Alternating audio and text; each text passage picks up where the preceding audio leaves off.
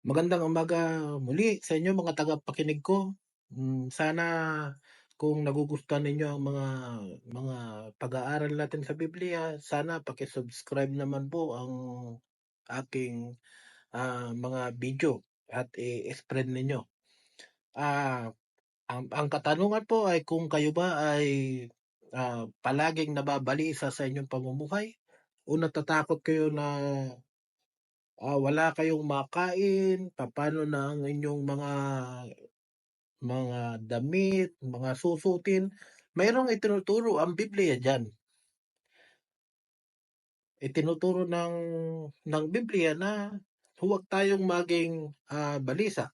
Sa aklat ng unang Pedro, First Peter, 5:7, ganito ang mabasa natin. Na inyong ilagak sa kanya ang lahat ng inyong kabalisahan sapagkat kayo'y ipagmamalasakit niya. Lahat ng ating kabalisahan, pagkatakot, anxiety, stress, ilagak natin sa Diyos. Tandaan natin, kapag wala tayong Diyos sa mundong ito, walang direksyon, walang patutunguhan ang ating buhay.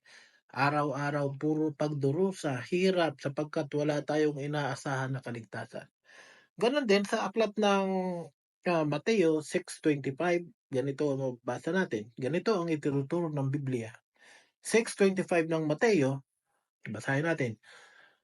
Kaya nga sinasabi ko sa inyo, huwag kayong mga balisa sa inyong pamumuhay, kung ano baga ang inyong kakanin o kung ano ang inyong iinumin, kahit ang sa inyong katawan kung ano ang inyong daramtin. Hindi baga mahigit ang buhay kaysa pagkain, ang katawan kaysa sa pananamit? Konting ipapaliwanag ko lang. Huwag ninyong ikabalisa kung ano-anong kakainin, iinumin, sapagkat mas diyan sa pagkain at tubig mas mahalaga, nabubuhay tayo, may pag-asa tayo. At sa mga pananamit, kung ano ang ating mga isusuot sa ating katawan, mas mahalaga ang buhay. Sapagkat habang nabubuhay, tayo ay may pag-asa. At tingnan ninyo, kung ibababa natin ang basa sa 26, sinasabi dito na masdan ninyo ang mga ibon sa langit. Tingnan ninyo ang mga hayop na hindi sila nangagahasik ni nagsisigapas ni nangagtitipon man sa mga bangan, at sila'y pinapakain ng inyong ama sa kalangitan. Hindi baga lalong higit ang halaga ninyo sa kanila? Tingnan ninyo ang mga ibon. Pakalat-kalat pero nabubuhay. Hindi sila pinababayaan ng Diyos Ama. Tayo pa kaya na tao? Tayo ang pinaka mahalaga na ginawa ng Diyos. Kaya nga dapat ang tao ay sumasampalataya sa Diyos, wag kung kani-kaninong Diyos.